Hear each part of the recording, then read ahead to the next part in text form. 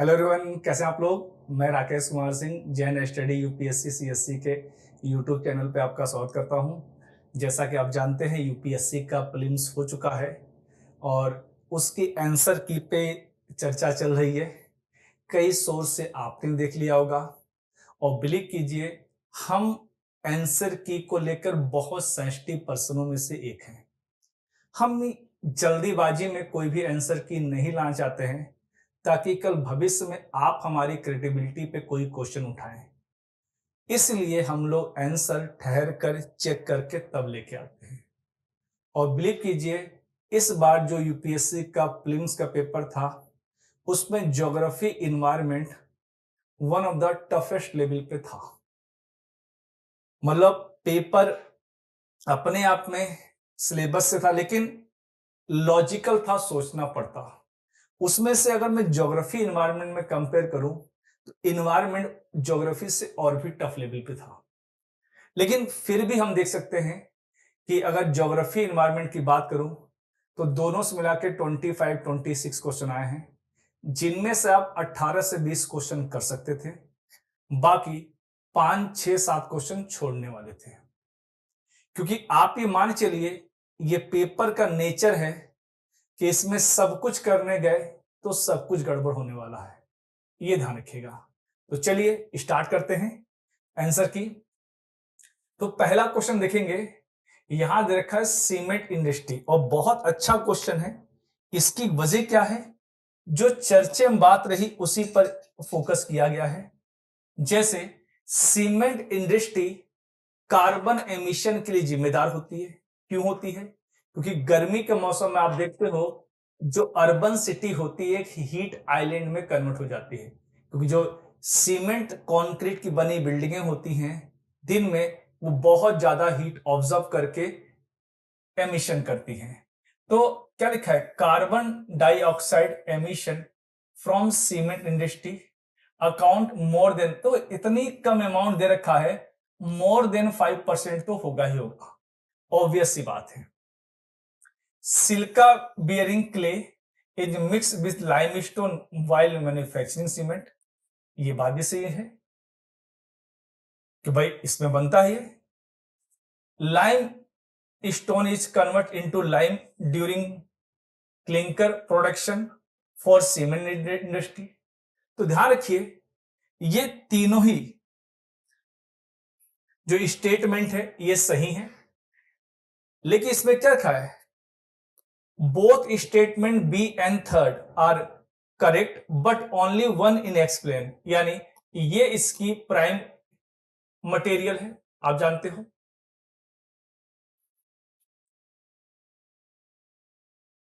तो आंसर हो जाएगा हमारा बी। चलते हैं आगे। अब देखेंगे, देखो कोप 28 से क्वेश्चन पूछे जाने की बहुत ज्यादा पॉसिबिलिटी थी, आप जानते हो। इसमें साफ साफ लिखा है कोप 28 India referred from signatory the declaration on climate change in health. जायज बात है, हम क्लाइमेट चेंज पे फोकस कर रहे हैं, पंचामृत की बात की गई थी इसमें, और हेल्थ पे फोकस किया गया है। COP 20 declaration on climate change is the binding, binding नहीं है, ठीक है, बाइंडिंग नहीं है, ठीक है। India is health sector is decontrolise in the resilience of the health care system में भी कॉम्प्रोमाइज, बिल्कुल सही, कॉम्प्रोमाइज है, इसीलिए तो इंडिया ने इसको साइन नहीं किया था बाइंडिंग वाले को, ठीक है। तो ये क्या हो जाएगा हमारा 1 एंड 3 हमारा स्टेटमेंट सही है, बी हमारा रॉन्ग है, ठीक है।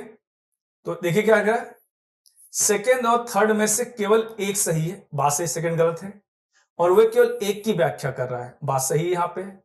क्यों कर रहा है व्याख्या एक की? क्योंकि देख लो यहां पे, क्योंकि ये बाइंडिंग, तभी तो इंडिया ने इसके साथ काम किया है, ये बाइंडिंग है, इसीलिए इस पे हस्ताक्षर की बात नहीं की गई है। इंडिया अपने हेल्थ सेक्टर को लेकर, भाई हमारा अल्टीमेट पर्पस क्या है? स्वास्थ्य को बढ़ावा देना, ठीक है। आखिर हम इतना कुछ किस लिए कर रहे हैं? कि लोग हेल्दी रहे, हमारा एनवायरमेंट हेल्दी रहे। जलवायु परिवर्तन, ठीक है, पेरिस क्लाइमेट। देखो, अगर आपने पेरिस क्लाइमेट एग्रीमेंट को बहुत डिटेल में पढ़ा है, ये बहुत कॉमन चीज है, आपने कहीं से भी, अगर आपने सीरियस एस्पिरेंट है तो आपने पढ़ा होगा। इसका जो आर्टिकल 6 है वो सस्टेनेबल डेवलपमेंट, ठीक है, अच्छा इंग्लिश इधर दे दिया है, ठीक है, ठीक है, ये क्या करता है, क्लाइमेट चेंज और सस्टेनेबल डेवलपमेंट की बात करता है, बात सही है। Article 6 on Paris climate agreement, climate change set out of the carbon market, बिल्कुल सही, कार्बन मार्केट की बात ये करता है। Article 6 Paris climate agreement promote the inter, जाहिर बात है, कार्बन ट्रेडिंग होगी तो इंटर कंट्री होगी, एक कंट्री जो ज्यादा एक्सेस करेगा और जो कम करेगा उससे खरीद लेगा, यानी बात बिजनेस की बात करता है।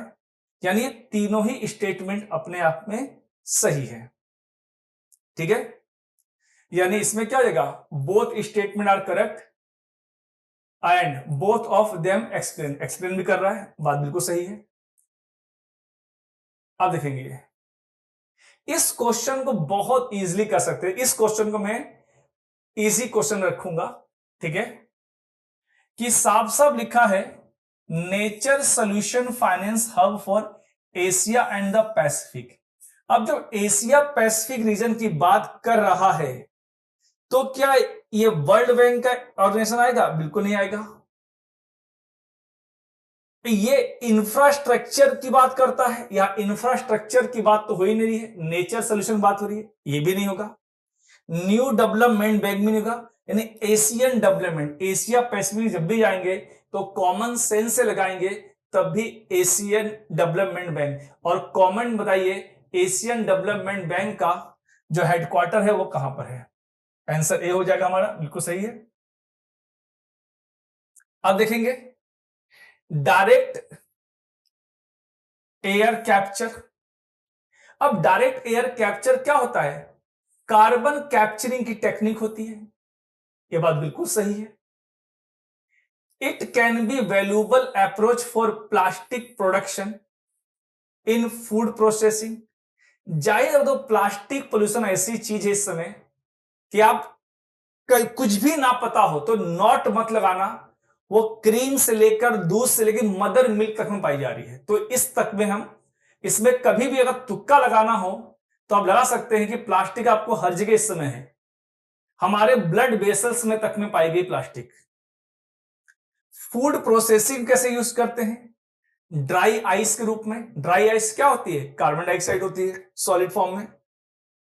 इसमें आप देख लीजिए आइसक्रीम जो पैकिंग होती है, कई और सारी चीजों में, फूड प्रोसेसिंग इंडस्ट्री में इसका यूज होता है।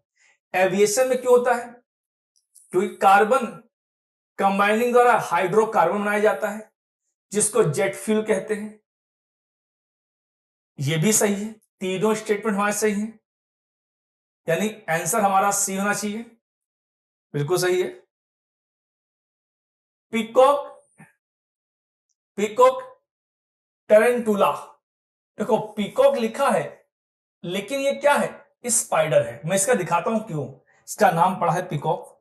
ये देखो, ये मोर जैसा दिखाई पड़ता है और ये पाया कहां जाता है, सेसाचेलम फॉरेस्ट, यानी पुष्पा मूवी में जो जंगल है रेड सैंडल वाला, उसी एरिया में, ठीक है। तो नेचुरल हैबिटाट है इसका इंडिया में, इंडिया में भी कहा जाए तो उसी सेसाचेलम एरिया में पाया जाता है, यानी आंध्र प्रदेश और कर्नाटक के थोड़े एरिया में ही। ओमनीवोरस नहीं है ये गलत है। Natural habitat and arboreal by जंगल है, तो जायजा पेड़ों से पेड़ों पर ही जाएगा, एलिफेंट तो है नहीं कि जमीन पे जाएगा। तो हमारा 2 and 3 मतलब डी आंसर होना चाहिए हमारा, इसका दिखा दिया मैंने आपको, इसका आंसर डी आंसर है, बिल्कुल सही। हाँ, सेकंड थर्ड डी आंसर है।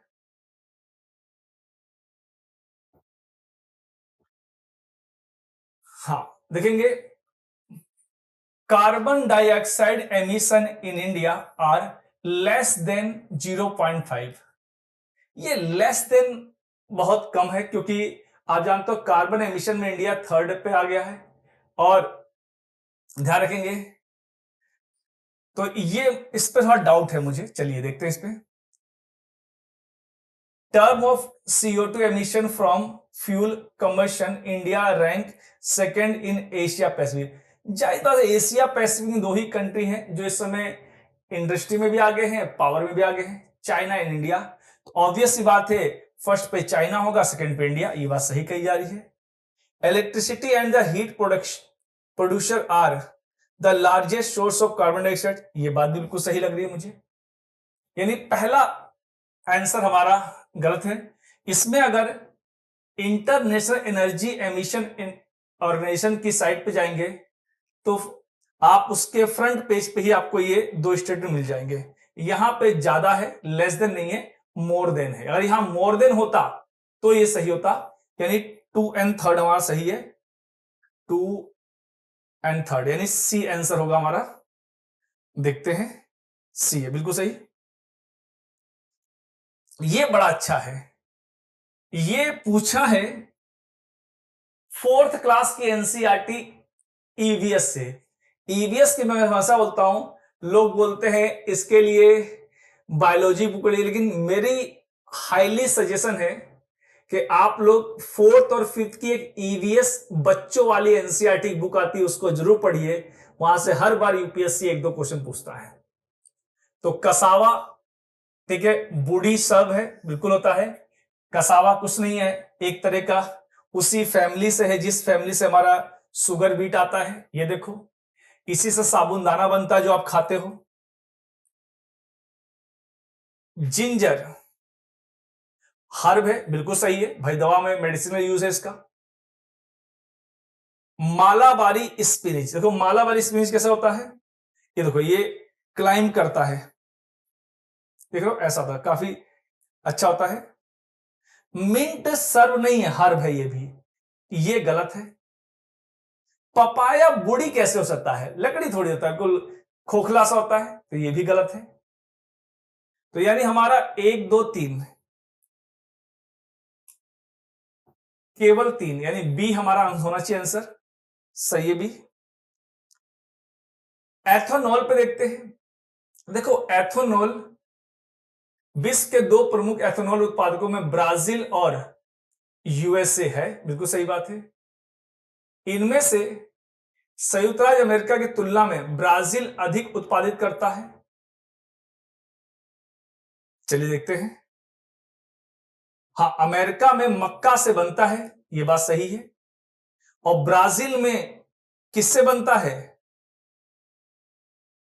गन्ना है, देखिए बिल्कुल सही है, क्योंकि ब्राजील में गन्ने का उत्पादन सबसे ज्यादा होता है, आप जानते हो काफी ज्यादा होता है, क्योंकि रेन फॉरेस्ट के एरिया में। यानी ये स्टेटमेंट सही है, ये हमारा गलत लग रहा है, यानी हमारा 1 रॉन्ग है, 1 रॉन्ग है और भी सही है, यानी डी आंसर होना चाहिए, बिल्कुल सही है। क्योंकि देखो आप जानते हो ब्राजील में गन्ना होता है, और स्वीट कॉर्न जो हम खाते हैं वो यूएसए का प्रोडक्ट है, और उससे वो एथेनॉल बनाते हैं। इसकी वजह क्या है, हम 4th और 4th जनरेशन जा रहे हैं बायोफ्यूल को लेकर, और बायोफ्यूल में एथेनॉल बहुत बड़ा कंट्रीब्यूटर है, आप जानते हैं।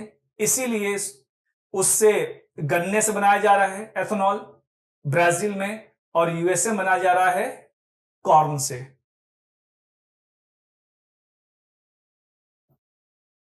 अब देखो वर्ल्ड बैंक ने वार्न किया है, could India become one of the first place wet world temperature. देखो वेट का मतलब है जहां पे मॉइस्चर ज्यादा हो, जैसा आप जून में या जुलाई में फील करते हो, रफली 35 डिग्री सेल्सियस, ये बात सही भी है। Which one of the following statement best reflect करता है, peninsular India will most likely suffer from the floody tropical cyclone and drought, बिल्कुल सही बात है, क्योंकि यहां पर बहुत बाढ़ आती, तो देख लो केरला की बाढ़ देख लो, तमिलनाडु की देख लो आप लोग, और इसमें आप इसमें एग्जांपल ले सकते हो, वायनाड का ले सकते हो, ये बात सही है। Survival of the animal including human will be affected as a sending of their body heat through the respiration become the difficult। बिल्कुल सही है। इस मौसम में मानव समेत सभी प्रजातियों को रहने में बहुत दिक्कत आती है, क्योंकि आप देखते हो पसीना जो होता है मॉइस्चर होता है तो बहुत दिक्कत करता है। सबसे अनकंफर्टेबल मौसम हमारे लिए मॉइस्चर वाला होता है, और ग्लोबल वार्मिंग ने इसमें कंट्रीब्यूट किया है। यानी दोनों स्टेटमेंट हमारे सही हैं, यानी सी होगा इसका आंसर मेरे ख्याल से। ठीक है, तो जो ये थे हमारे आंसर की, और हमारा फाउंडेशन बैच स्टार्ट हो चुका है। और जिन बच्चों को एडमिशन लेना हो, इसमें बहुत डिटेल में हमारी क्लासेस चलेंगी। और आपने देखा एक सीरीज चलाई, उससे ज्योग्राफी से बहुत सारे क्वेश्चन आए, और इनसे जुड़ी कोई जानकारी हो तो इन गिवन नंबरों पर हमारी टीम से बात कर सकते हैं। तो चलिए मिलते हैं नेक्स्ट वीडियो में, तब के लिए थैंक यू, बाय बाय। और अपने नंबर जो बताइए कितने नंबर आपके हो रहे हैं माइनस के बाद। और इस वीडियो को उन बच्चों तक जरूर शेयर करें जो बच्चे ऐसे वीडियो के लिए नीडी हैं, और अपना वैल्यूएबल फीडबैक हमें जरूर दें, और चैनल को सब्सक्राइब जरूर करें। Thank you.